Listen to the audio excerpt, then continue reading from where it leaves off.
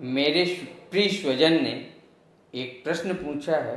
प्रश्न ऐसा है कि महाराज जी, मैं अनाथ हूँ, मुझे मेरे बाप बचपन में ही छोड़ के चले गए, तो आप इन संबंध में क्या कहना चाहेंगे? मेरे प्रिय स्वजन, माँ बाप, पिता, पुत्र, भाई बहन, ये जो संबंध हैं, इन जो संबंधों को नाम दिया गया है, उनका कारण यही है कि प्रकृति में संतुलन बना रहे। इसलिए इन हम शब्दों को अपने चहन में बैठा के रखते हैं।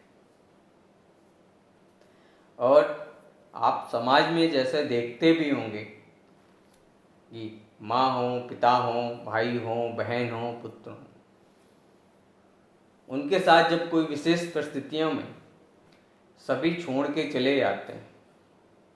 माँ के विषय में भी कहा जाता है कि माँ का बच्चों के प्रति बड़ा स्नेह लगाव होता भी है, लेकिन इस प्रकृति में, इस संसार में सभी एक जैसा स्वभाव नहीं रखते हैं। इस संसार में कुछ स्त्रियां, माँ ऐसी भी हैं जो अपने बच्चे को छोड़ के जाती हैं, और आप देखते भी होंगे, किसी का डाइवोर्स हो गया तो छोड़ के चलेंगी, किसी के दूसरी जगह संबंध हो गए, वो छोड़ के चले गए, तो क्या वो माँ नहीं है? वह माँ नहीं है? उन्हें बच्चों के प्रति स्नेह नहीं होगा? कई जगह पिता अपने पुत्र को छोड़ के चले जाते हैं। पिता ने कहीं उनका अलग जगह लगाव हो गया, उन्होंने अपनी पत्नी से रिश्ता तोड़ लिया और दूसरे के साथ संबंध बनाया, तो इस संबंध में क्या वो पिता अपने पुत्र को प्यार, स्नेह नहीं करता? वो पिता नहीं है। लेकिन सबका स्वभाव एक जैसा नहीं होता है, क्योंकि आप समाज की स्थिति को समझो। आज जो नवयुवक है, कल के वो आने वाले भविष्य के माँ और पिता होते हैं। उनके मन में कैसी स्थिति बनी हुई है, ये महत्वपूर्ण है। आप ये बताओ, किसी महिला या पुरुष का शादी के पहले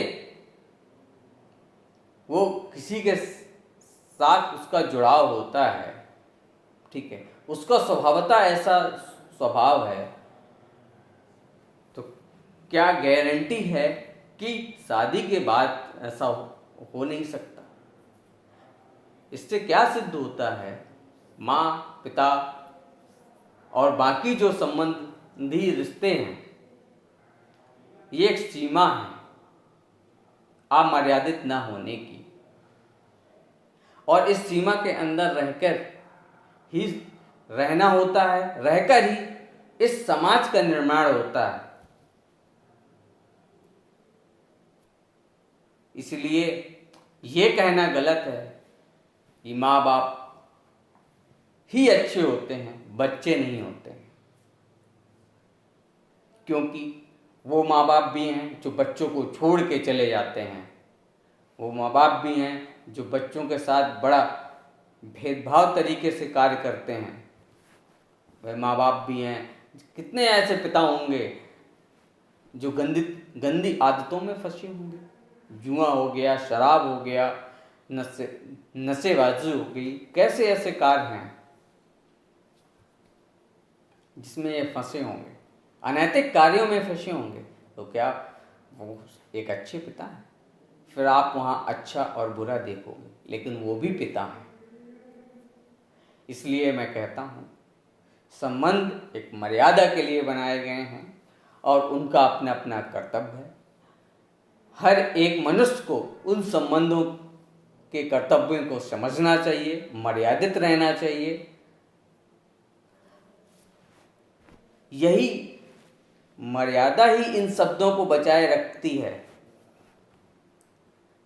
जब एक स्त्री माँ बनती है, माँ बनने के साथ साथ कभी उसके साथ में ऐसी परिस्थिति होती है कि वो किसी दूसरे के साथ लगाव रखती है और अपने पुत्र को छोड़ के चली जाती है, तो क्या वो माँ नहीं रह जाती? वो भी एक माँ है। लेकिन हाँ, उसने माँ शब्द की मर्यादा का उल्लंघन किया है, इसलिए हम उसे समाज से अलग समझते हैं। समाज उसको कहेगा वो अमर्यादित है, उसका हम बहिष्कार करेंगे, तरह तरह की बातें होंगी। लेकिन एक प्राकृतिक बात यह है, आपका जन्म इस प्रकृति के अंदर हुआ है। माँ बाप आपके जन्मदाता हैं, उन्होंने आपको जन्म दिया है, वो एक माध्यम है। तो हाँ, हमें उनके प्रति हमेशा लगाव रखना चाहिए और उनका जो हमारे प्रति एक कहते हैं ना एहसान है, उसको मानना चाहिए कि हमें इस पृथ्वी पर आए। लेकिन अगर हमारे साथ कोई ऐसी घटना घटित हुई है तो उसमें तनिक भी परेशान न होइए। आप ऐसा सोचिए कि जिनके माँ बाप जन्म देते ही खत्म हो जाते हैं, जैसे उन बच्चों का लालन पोषण होता है, वैसे आपका भी हुआ है, ऐसा आप समझिए। आप अनाथ मत समझिए आपको। आपकी माँ बाप ये पृथ्वी है, ये भूमि है, ये समग्र सृष्टि है, समस्त समाज है।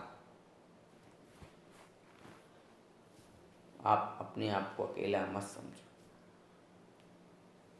बस एक बात और याद रखो मेरे स्वजन, हमेशा आप सामर्थ्यवान बनो और सामर्थ्यवान बनने के लिए हमेशा प्रयासरत रहो। यही सत्य है।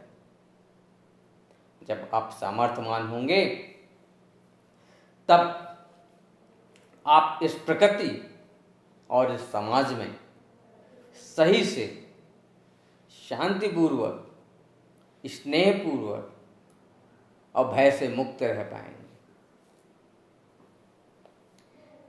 मेरा सिर्फ यही कहना नहीं है सामर्थ्यवान धनवान होना होता है। सामर्थ्यवान होना धनवान ही नहीं होता है। आपके अंदर वह गुण हो जिससे समाज में आप रह सको, क्योंकि इसी समाज में आपको रहना है, इसी पृथ्वी पे रहना है। अन्यत्र आप नहीं जा सकते हो कि दूसरे ग्रह में जाके रहने चले जाओगे। इस समाज की स्थिति को समझना है, समाज के हिसाब से चलना है। बस एक चीज़ का ध्यान रखें कि जो हमारे साथ अहित हुआ है किसी दूसरे के साथ ना होने पाए, और जहाँ भी आप देखें उसका भरपूर सहयोग करने का प्रयास करें अपने सामर्थ्य के अनुसार। आपका कल्याण होगा।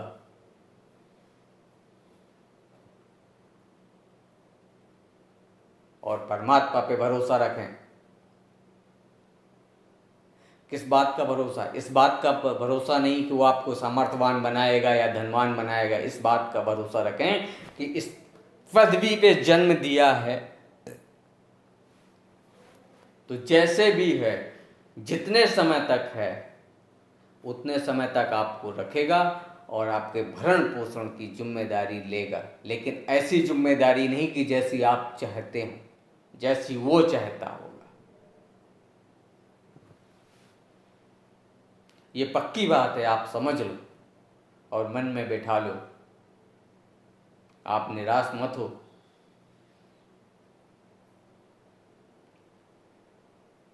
आप इन रिश्तों के चक्कर में भी मत पड़ो।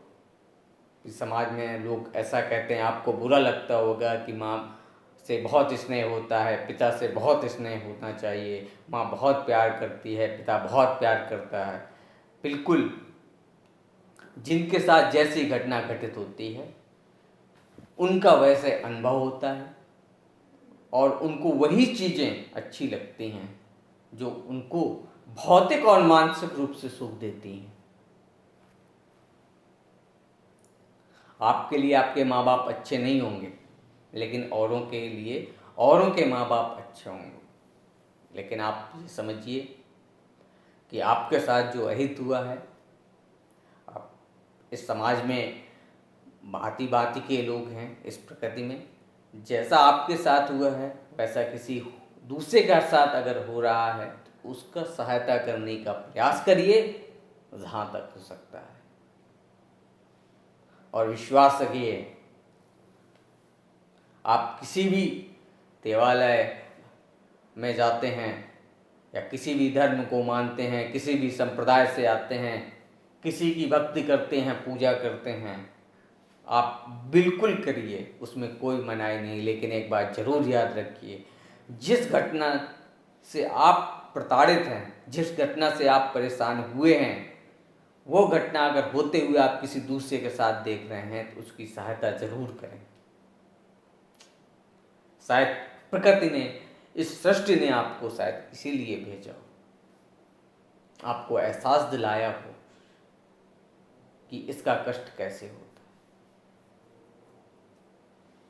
आप बिल्कुल परेशान मत हो और आप बिल्कुल सामर्थ्यवान हैं। आपने बिना माँ बाप के इतने सयाने हो गए, अपने को सामर्थ्यवान बनाया। ये आप में इतना बड़ा पुरुषार्थ है और आप विचलित हो रहे हैं। बिल्कुल विचलित होने की जरूरत नहीं है। विश्वास रखिए अपने आप पे। और एक बात याद रखिए, सिर्फ अपने पे विश्वास रखिए और परमात्मा पे विश्वास रखिए, सब अच्छा होगा। बस एक बात फिर कहना चाहूँगा कि साधना में मन भी जरूर लगाएं। इससे क्या होगा, आपको एक नई दिशा और एक नई ऊर्जा मिलेगी।